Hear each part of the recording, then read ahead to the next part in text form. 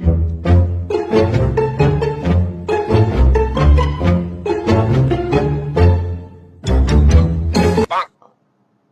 মা, আজকে রবিবার, এরা যে যার মুডে বসে আছে, দোকান মানে কেউ পরিষ্কার করেনি। কি ব্যাপারটা হয়েছে? এই খেপু, আজ রবিবার তোরা দোকান পরিষ্কার করিসনি কেন? সেট, এত কম মাইনায় দোকান পরিষ্কার করা যাবে নি। হায়, একে তো কিছু বলাই যাবে না, ই তো জুনিয়র শাহরুখ খান জিরি। রাজা, ওই রাজা, স্যার একটু দাঁড়া। হ্যালো, সেট এসছে, একটু পর করছি। I love you Janu.